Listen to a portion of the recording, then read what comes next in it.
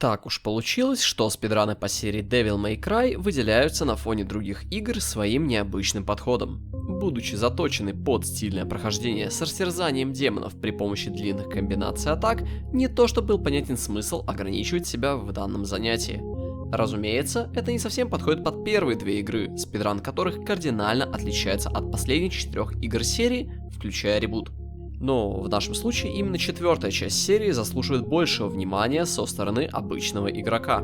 Ведь будучи очень простой игрой для казуального прохождения, довольно странно видеть эту же самую игру в роли самого сложного спидрана в серии. В контраст третьей части, которая механически сложнее 4-й, последняя вырывает корону безумными скипами, адаптацией и количеством подходов к каждому сражению, независимо от сложности спидрана. В данной серии видео мы пройдем путь от самых первых спидранов по Devil May Cry 4, которые были сделаны еще на консоли, и закончим сегодняшними стратегиями, безумию исполнению которых точно нет предела.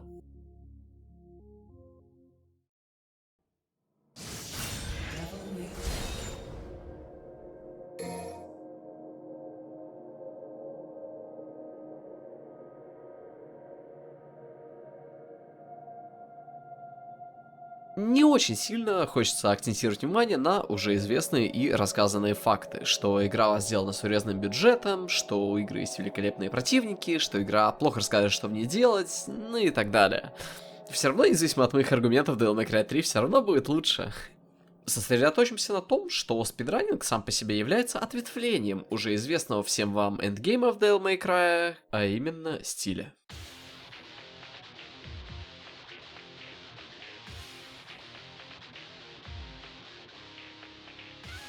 Созданием длинных, красивых и техничных комбинаций определяется ваше умение играть в данную серию игр. Зачастую эти комбинации требуют очень тщательного планирования, огромного багажа знаний, а также терпения, чего очень сильно не хватает большому проценту игроков в данную серию игр. Неудивительно, что в такой сложной для освоения серии существует очень маленький процент игроков, которые способны показывать свое мастерство на должном уровне, ведь уже на самых простых задачах основная масса игроков попросту выгорает. Я не хочу заострять внимание только на получении S-ранга за комбо, так как система набора стиля в играх работает немножечко ненормально. Использование самых сложных техник не учитывает сложность их исполнения или требуемую к ним скорость движений, а привязка метростиля к наносимому по противникам урону создает скорее ощущение непонимания, ведь мы просто нажали одну кнопку и вот нам баран.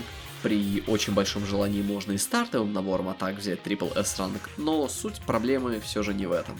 В переиздании 2015 года, где с вводом Вергилия и Леди получение заветных S-рангов стало тривиальной задачей, нам бы потребовалась другая метрика, которая позволила бы измерить наш уровень понимания игры. И так уж вышло, что этой метрикой стала смесь красоты и техничности. Этой смесью пользуются еще со времен Devil May Cry 3 комбо-мейкеры и по сей день.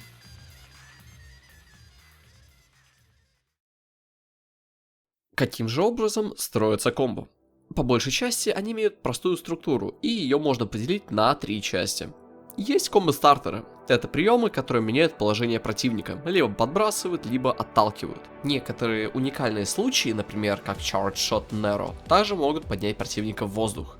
И таких приемов в игре приличное множество. Есть середина комбо, и это та часть, в которую вы вливаете в ваше комбо абсолютно все, что вам заблагорассудится. Некоторые связки приемов позволяют соединять элементы друг за другом подряд, но подавляющее число из них требует знания техники Jump Cancel, о которой вы, скорее всего, уже много раз слышали.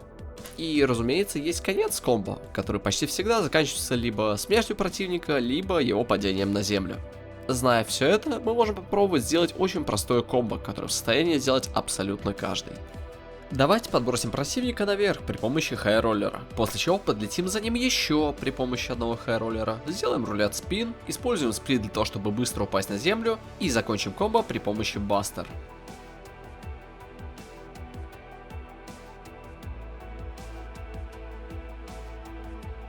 Поскольку это очень простое комбо, и мы не использовали очень много элементов, которые есть в игре, я предлагаю это комбо чуть-чуть усложнить. Я предлагаю сделать такой же стартер из 2 хай-роллеров и рулетки, но при этом рулетку мы отменим в середине при помощи активации Devil Trigger. После того, как мы ее отменили, вставим еще одну рулетку и сделаем DT Buster, который откинет противника вниз и рикошетит обратно к нам наверх. Это даст нам возможность сделать очень чистый калибр прямо в противника.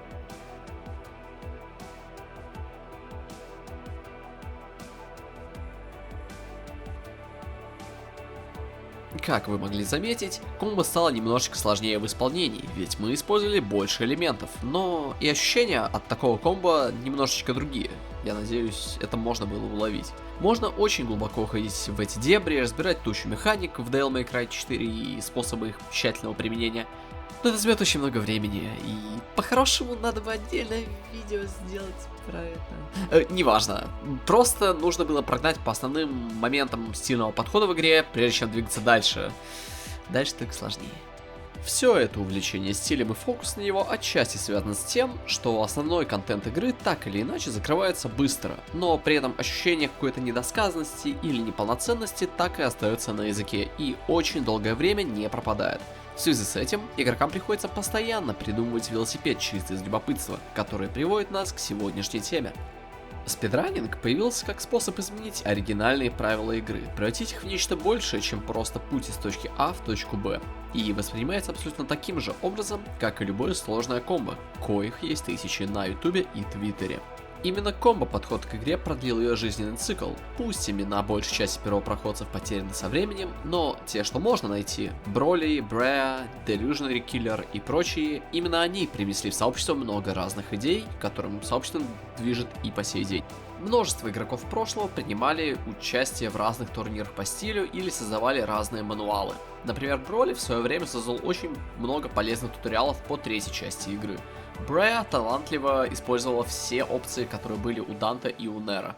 Дикей и по сей день продолжает радовать нас своими комбо. Как вы могли заметить, смена подхода к игре прежде всего увеличивает реиграбельность этой самой игры, а упор на комбо или эффективность заставит по-другому взглянуть на набор техник персонажа. Но тут есть небольшая проблема. Там, где эффективен комбо-подход, абсолютно неэффективен спидранерский, и наоборот. Эта проблема решается для каждого игрока индивидуально. Кто-то хорошо придумывает комбо, кто-то хорошо играет в математику, кто-то хорошо кайлы кидает на SF-чики и так далее. Суть такова, что отдельные игроки, которые идеально отточили один из элементов, могут предложить свои идеи всему остальному сообществу. Но из-за больших запросов по комбо-мувикам разного качества, спидранерский подход остается в тени очень долгое время, хотя результаты комбо-подхода и спидранерского абсолютно одинаковые и имеют одинаковую ценность для зрителя. Результаты успешного спидрана и успешного комбо абсолютно одинаковы. Это серия точных детерминированных нажатий на кнопки, приводящих к решению конкретной задачи. Но поскольку мы не видим всех провальных попыток комбо, создается ощущение, что на спидранинг мы тратим в разы меньше времени и сил. В отличие от других популярных спидранов, мы не имеем достаточного количества игроков, чтобы делегировать разработку стратегий для забегов, и не имеем большое количество средств для упрощения тестирования он их. Даже если мы будем спидранить один единственный уровень во всей игре, шансы, что вы будете единственным человеком, сделавшим это, будут очень и очень велики. Забегая вперед, могу сказать, что за все время существования серии спидраны отдельных уровней были популярны только в третьей и пятых частях серии. И именно в этих спидранах можно было увидеть борьбу буквально за каждый кадр. Сейчас же эта сцена жива только в пятом Devil May Cry, но не без помощи DE Cosmic, чьи изначальные усилия в выдержании японских раннеров не остались бесследны. Перебить любой из босс-файтов в Bloody Palace представляется титанической задачей. Но мы не рассматриваем отдельные уровни, мы рассматриваем полное прохождение игры за наиболее быстрый промежуток времени. И поскольку мы не говорим о пятом Devil May Cry или о третьей части, позвольте напомнить вам, что такое Devil May Cry 4.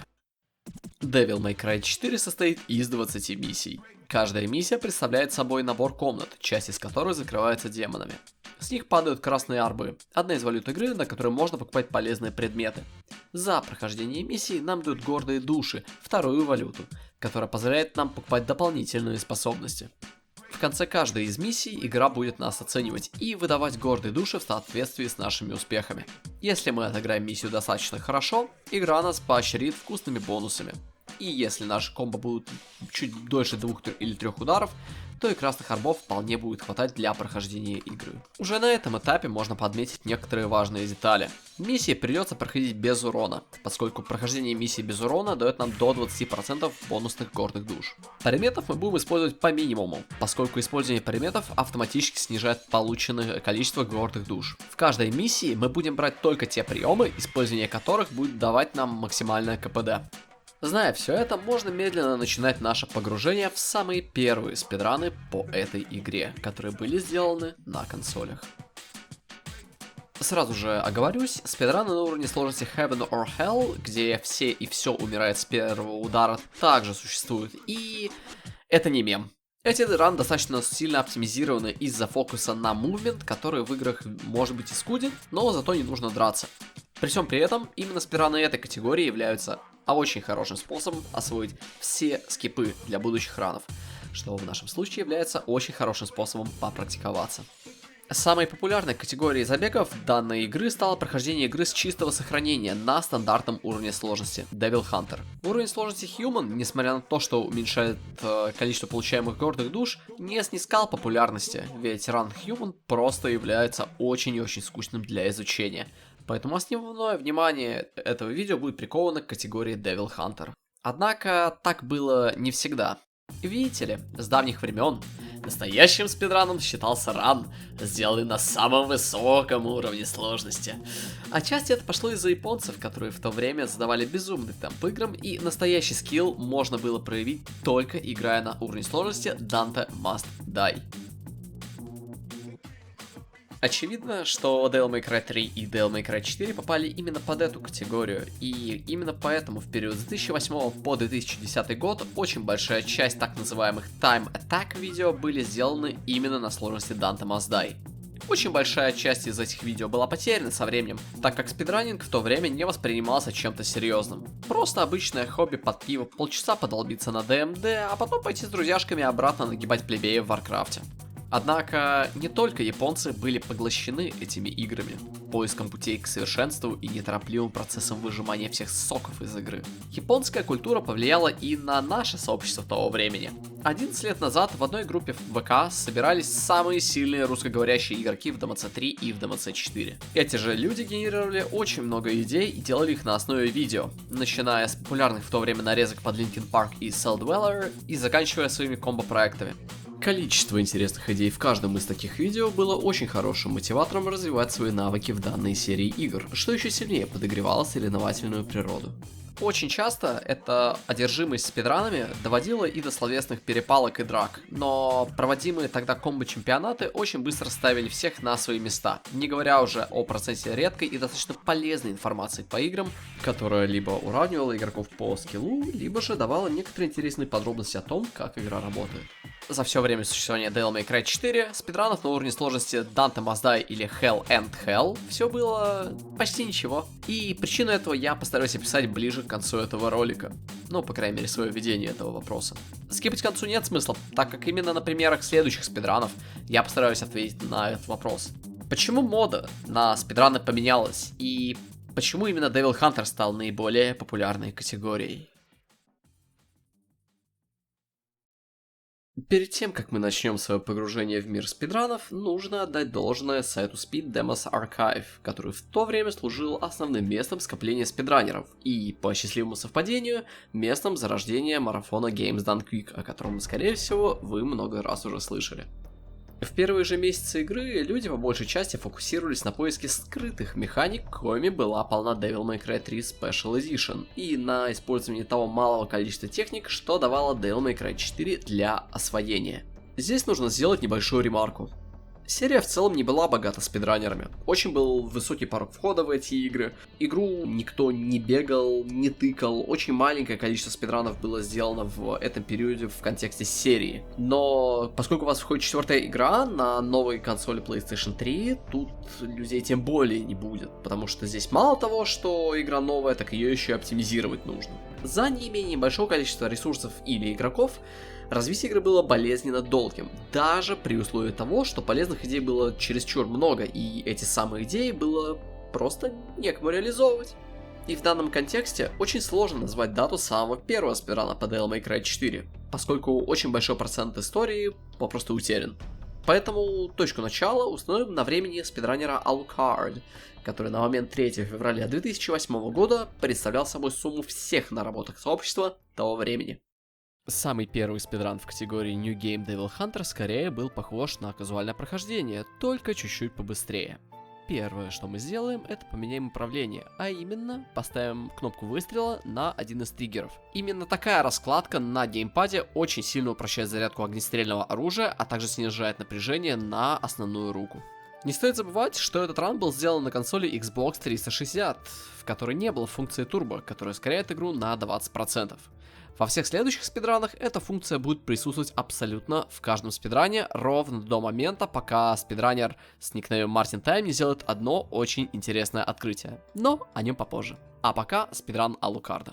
Первое, что мы увидим в этом спидране, это туториал, который в оригинальной версии 2008 года не пропускается. Игра знакомит нас с основами, а для кого-то и не совсем основами, передвижения и боя. Для успешного прохождения данного сегмента необходимо на всем протяжении не получать урон, а также разрушить некоторое количество лавочек для того, чтобы получить очень большое количество гордых душ в конце этого сегмента. Поскольку мы только что начали игру, и у нас нет сильных атакующих способностей, которые появятся чуть позже в спидране, единственное, что нам остается делать, это использовать демоническую руку, эффективность которой была доказана немножечко ранее. В случае успешного захвата рукой у игры будет 4 опции, которые выбираются случайно. Опция номер 1. Вы просто швырнете Данте об землю.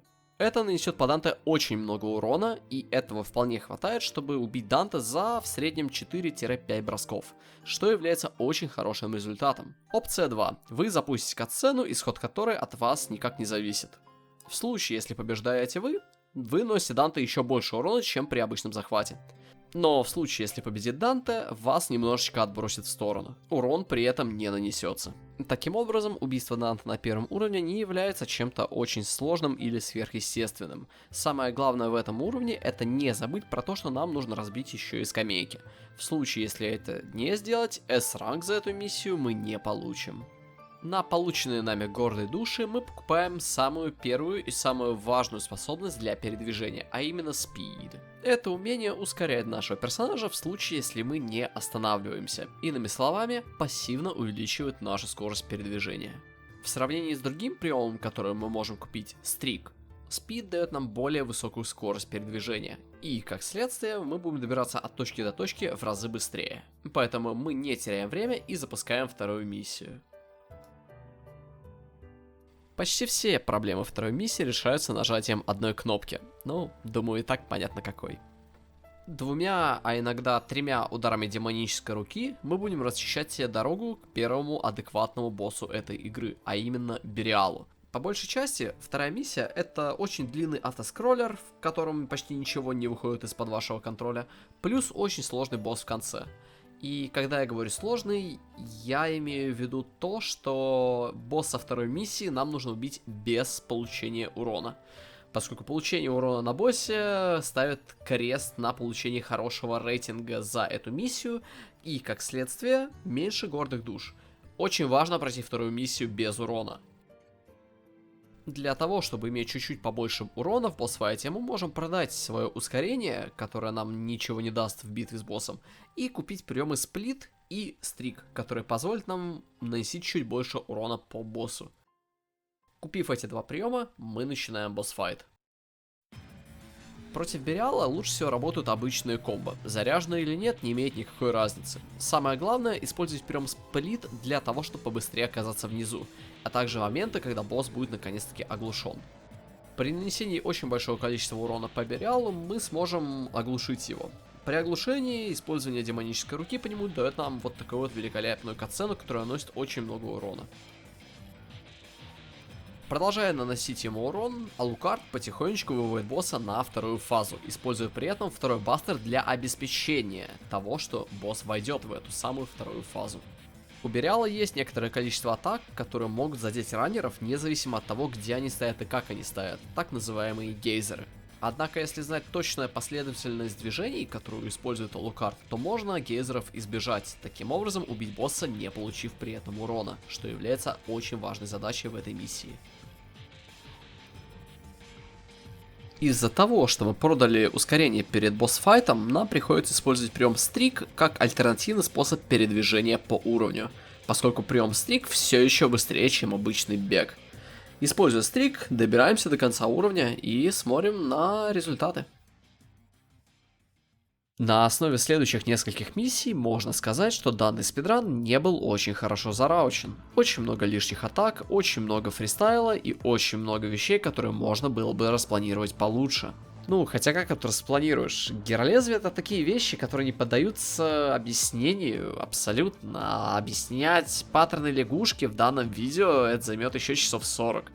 В одном ране лягушка на вас прыгает, в другом ране она сейчас что-то непонятное делает. И именно поэтому после очень затяжного файта с лягушкой мы используем свою первую святую воду. Однако файт не заканчивается, поскольку лягушка находится в своей ледяной форме, и ее убить невозможно, пока эта форма с нее не спадет. В миссии под номером 5 нам дают новых противников, Мефисто. Используем Бастер и Снач для того, чтобы быстро снять с них накидки и начать фристайлить по ним. Но уже после небольшой мини-игры, а также очень небольшой секции бэктрекинга, нам дают прото-Уризена из 5-го Devil May Cry. Максимальная прямолинейность данного файта компенсируется только такой же рандомностью, и позвольте мне объяснить вам, что здесь к чему. При каждом броске клинка в стекло мы наносим фиксированно, но случайным образом от 400 до 800 урона. И именно поэтому данная миссия имеет либо очень жирный таймсейв, либо же такой же жирный таймлосс, потому что каждый раз в абсолютно каждом ране, который доходит до 6-й миссии, раннеру приходится ролить 400, 600 и 800. При этом есть одна небольшая особенность движка, на котором сделана Devil May Cry 4. Если вы играете на 120 FPS, то среднее количество урона за бросок и за этот файт будет в разы меньше, чем если бы вы играли на 60 кадрах в секунду. Данный спидран был сделан на консоли, а потому был сделан на 60 кадрах. Однако все текущие спидраны будут сделаны на 120. Причину этому я открою в следующем видео, когда мы будем касаться уже более современных ранов, где это действительно будет очень важной деталью. Но для начала давайте используем еще одну святую воду для того, чтобы быстро закончить данный босс-файт. За убийство босса нам дают возможность использовать Devil Trigger, новую способность Нера, речь о которой пойдет прямо сейчас. Devil Trigger, или же ДТ, позволяет на короткий промежуток времени усилить вашего персонажа. ДТ Нера и Данте сильно отличаются друг от друга, а короткий список возможностей ДТ можно увидеть чуть позже. Остановимся на основных моментах. ДТ позволяет подстроить стиль игры на Нера под ваши нужды. Он используется как дополнительное уклонение, дополнительный источник урона, а также меняет анимацию и силу Бастер атак, которые в случае некоторых боссов являются очень серьезным подспорьем в борьбе с ними. Некоторые циклы на боссов требуют очень точного расчета количества энергии ДТ и ее расхода, что в случае Данте является еще более сложной задачей. ДТ Данте в прямом смысле вергилирует реальность, создавая возможности там, где их нет.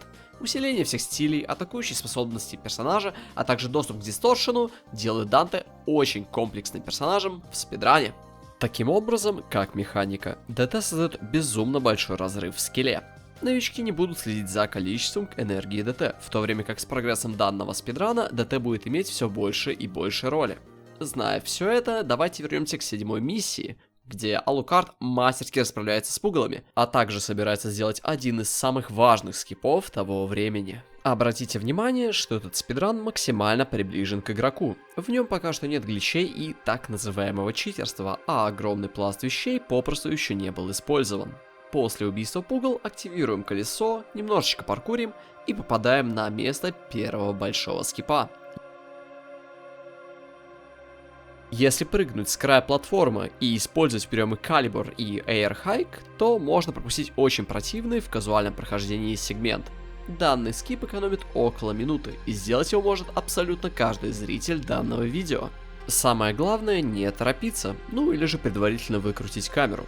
В любом случае, при попадании в очередную комнату, способ убийства противников не меняется, даже с учетом купленных способностей. Не забывая про лучшее решение геймдизайна четверки, которое нам еще припомнит все оскорбления в будущем, попадаем напрямую к Ехидне. Ехидна, как и следующие пару боссов, не представляет для нас никакой угрозы.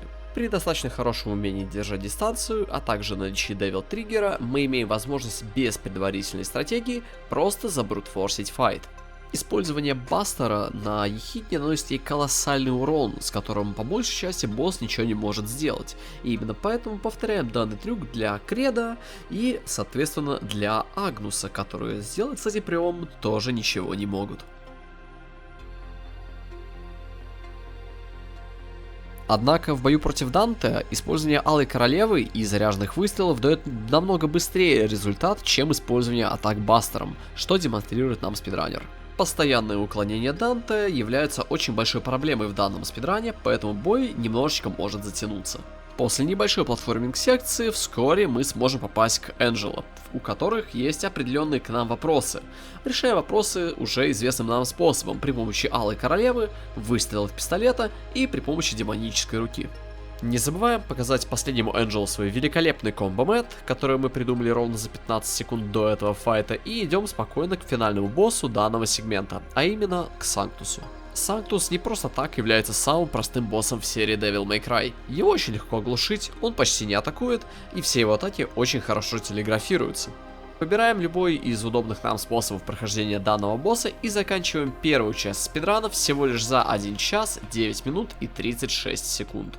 Так уж получилось, что следующая часть спидрана будет пройдена на другом персонаже, который кардинально отличается от Неро. Поэтому без лишних слов сделаем небольшой перерыв и поговорим о разнице между двумя персонажами данного спидрана – Неро и Данте.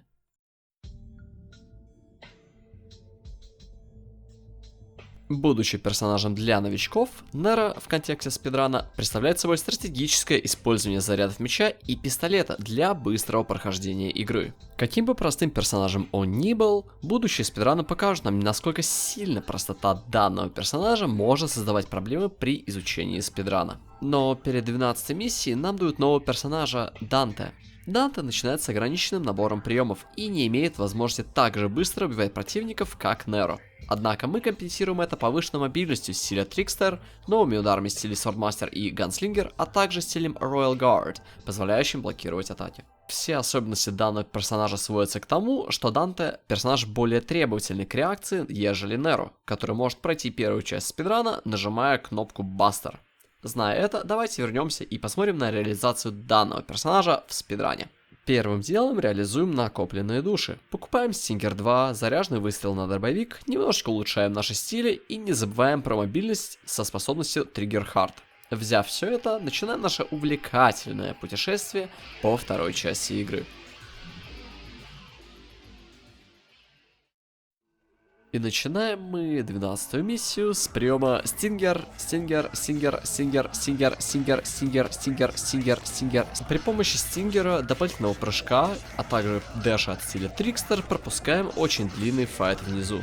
В последней комнате данной миссии показываем все чудеса фристайла, используем дробовик, обычные атаки, не забываем о стингерах и просто надеемся, что Энджело нам дадут хорошие паттерны, которые позволят их очень быстро убить. Продолжаем выдавливать из себя своего внутреннего Дангурия и плавно доходим до файта с Ехидной. Не забываем избить ее детородный орган и проломить ей шлем приемом Helmbreaker. Ближе к концу файта используем святую воду, которая останется с нами еще на очень долгий промежуток времени. Получаем за убийство Ехидны оружие Гильгамеш, которое сыграет очень большую роль в данном спидране. Стингеримся обратно в сущность Дангури и потихонечку выбираемся из леса, попадая при этом обратно в замок. Знакомьтесь, это самый надоедливый противник 4-й Devil May Cry. Его зовут Блиц.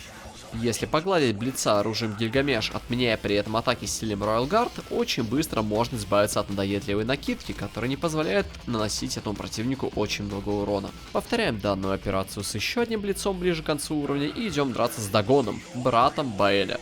Или же просто лягушкой. Проблема в том, что жаба представляет собой очень сложного босса, которого победить очень сложно. И именно поэтому нужно получить очень хороший цикл и после этого оглушить ее при помощи Гильгамеша. После Гильгамеша мы... Что? Так. Дамы и господа, только что вы увидели так называемый DRI, или же Distorted Real Impact. При помощи данной техники Данте способен наносить колоссальное количество урона по противникам и боссам. Прием Real Impact считается самым простым для исполнения вместе с техникой, хотя дистортить можно почти любой удар Данте, начиная от приема Straight и заканчивая стингерами. На их примере давайте рассмотрим разницу между ударами. Обычное пугало погибает через 5 ударов. Давайте попробуем сделать дисторта одного из стингеров, и внезапно получается так, что пугало умирает уже за 4 удара. Интересно, не правда ли? Как вы можете заметить, техника дисторта немножечко, такая непонятная. Поэтому давайте я попробую ее объяснить вам на пальцах, при этом не загружая вашу голову очень сложным видеорядом и очень сложными терминами из файтинг игр. Начнем, пожалуй. Представим, что у нас есть 30 ячеек. В каждой ячейке помещается один кадр. Каждое действие в игре имеет 3 фазы. Фазу начала, активную и фазу конца. Давайте пройдемся по каждой по отдельности. Фаза начала представляет собой момент, когда вы нажали кнопку удара и персонаж начал делать анимацию удара, но урон от удара все еще не прошел. Обозначать данную фазу удара мы будем светло-желтым цветом. Следом за ней идет активная фаза. По сути, это момент нанесения урона по противнику, который находится в небольшой зоне от места удара. После активной фазы запускается фаза конца, в которой вы встаете в нейтральную позу, либо делаете следующий удар комбо, тем самым запуская данный цикл вновь. Абсолютно такая же логика присутствует и у Devil Trigger. Активация и деактивация имеют свои временные рамки. Таким образом, если активная фаза вашего удара столкнется с активной фазой Devil Trigger, игра посчитает, что урон нужно нанести одновременно из формы человека и из Devil Trigger. Мы можем доказать это, используя уже ранее упомянутый прием Real Impact. Обычный Real Impact не обладает большим количеством урона для того, чтобы убить мега пугало. Однако, если Real Impact мы дистортнем, пугало умрет, что можно увидеть на правой части вашего экрана. Данная техника является одним из самых важных элементов спидранов в 4-м Devil May Cry, и именно эта техника делает Гильгамеш Данте настолько сильным оружием. А теперь давайте вернемся к спидрану и, имея всю эту информацию, посмотрим на убийство лягушки еще один раз. Показываем еще один горячий период лягушки, уворачиваемся от атаки при помощи дайв-кика, оглушаем лягушку и используем Distorted Real Impact для того, чтобы ее убить. За убийство лягушки нам дают Пандору, очень мощное оружие, которое потребуется нам в следующих миссиях. Однако использовать Пандору в 16-й миссии крайне проблематично из-за мобильности противников, а также из-за того, что у вас постоянно убывает здоровье, несмотря на то, что это не может вас убить. Поэтому используем обычное оружие в виде дробовика и Ребеллиона для того, чтобы быстро справиться с врагами. Не забываем про наличие горячих собак в этой игре и готовим из них хот-доги. Это очень сделать просто, учитывая, что ДТ Стингер против данного вида противник работает просто на ура. Как вы могли заметить, урон Гильгамеша очень сильно влияет на здоровье боссов, поэтому Бериал с нашим Distorted Real Impact не будет представлять никаких проблем. И даже проблемы 17-й миссии, связанные с очень большим количеством противников в каждой комнате, легко решаются при помощи Люцифера, а также при помощи улучшений Пандоры. И в то время как Пандора предпочитает более мелких противников, Люцифер предпочитает очень жирных противников, а улучшение пинап, которое можно взять перед 17-й миссией, нам в этом только поможет. И таким очень бодрым темпом мы наконец-то доходим до Агнуса. Используем дайв-кики вместе с техникой Jump Cancel для того, чтобы нанести первоначальный урон по Агнусу. После этого используем пинап в очень большом количестве. Данный способ убийства Агнуса будет эффективным на всех уровнях сложности, однако 18-я миссия имеет за собой очень интересный цикл, который стоит рассмотреть чуть-чуть поближе. Прямо со старта нужно дважды выстрелить лазером Пандоры, чем добьемся очень быстрого оглушения Спасителя. Прыгаем на платформу справа и при помощи дробовика уничтожаем кристаллы на обеих ногах, спине, а также на левой руке. Мы сильно ограничены по времени, поэтому быстро двигаемся строго против часовой стрелки. Это экономит немного времени и дает нам больше шансов закрыть цикл успешно. Закончив вандализм, уворачиваемся от атак Спасителя, пока тот не даст нам свою руку. Мы сможем забраться по ней и при помощи дробовика, который уже доказал свою эффективность против кристаллов, совершенно спокойно добьем остаток кристаллов, чем вызовем переход в следующую фазу. В данной фазе очень большое количество игроков просто забрасывает игру, уж больно непонятно, как же убивать данную махину. Способ, продемонстрированный в этом спидране, также работает на любой сложности. Уворачиваемся от большого луча прыжками с платформы на платформу, после чего поливаем спасителя лазерами из Пандоры. Через 3-4 попадания спаситель будет оглушен, а у вас будет доступ к последнему кристаллу. Босс вас здесь не может атаковать, поэтому используем ранее освоенные стратегии отрицательного роста здоровья, чем заслуживаем возвращения Нера в состав играбельных персонажей.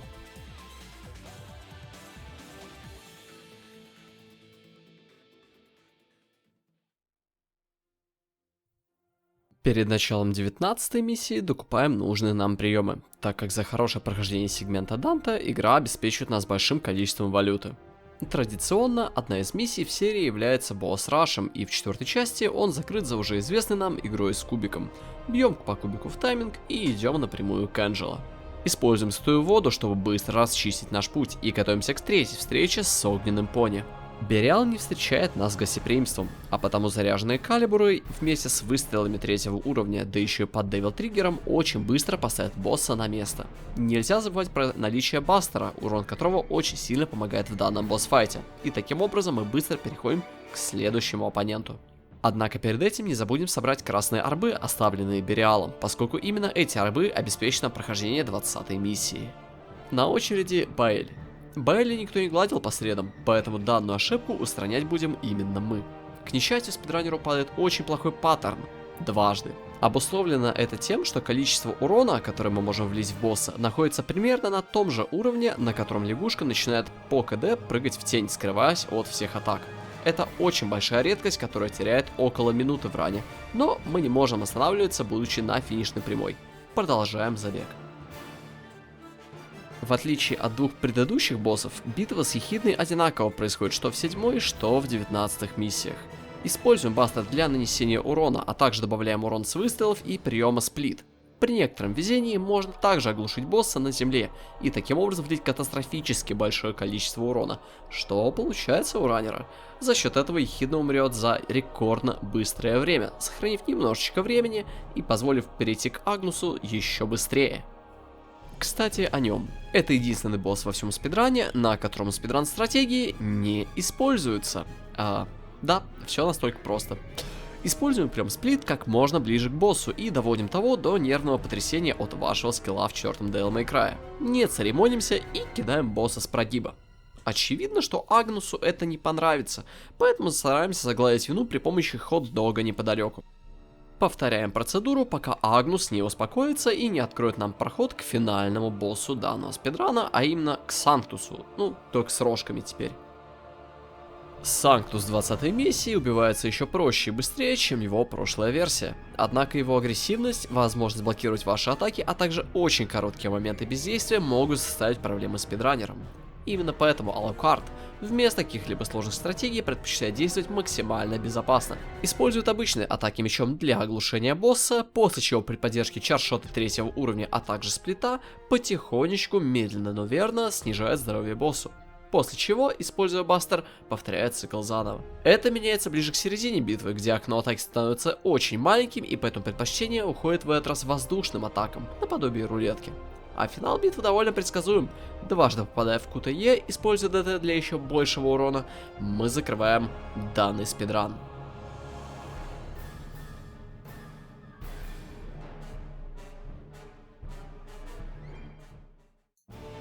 Ну, как закрываем? Спаситель напоминает о себе и дает нам еще один шанс сломать ему лицо. Кушаем ДТ-звездочку, активируем Devil Trigger прямо перед самым первым ударом, после чего трижды жмем КТЕ.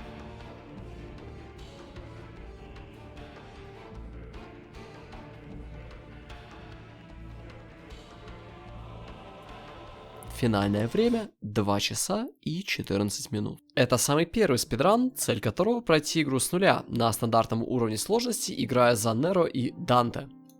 Очевидно, что в этом ране были допущены очень серьезные ошибки, так как потраченное на закупки время вместе со скоростью загрузки консоли позволяет с точностью сказать, что данное время долго не простоит. При желании и при наличии большего количества спидранеров данной игры, данное время не простояло бы и дня. Однако это время простояло больше 5 лет, пока оно не было перебито уже в версии Special Edition. Но если я прямо сейчас начну рассказывать о 4SE и ее рекордах, боюсь, что видео затянется на 3 часа и будет немножечко несмотрибельным. Все-таки для того, чтобы понять, насколько важны будут следующие события в данном мире спидранов, очень важно иметь общий старт, поскольку очень разные у разных игроков стиль игры, и такой экскурс в историю вместе с историей стиля, по моему мнению, является идеальным способом начать свой долгий рассказ. И перед тем, как я закончу свое вступление, а вы пойдете писать в комментариях факты об огурцах, у нас есть одна незакрытая в данном видео проблема.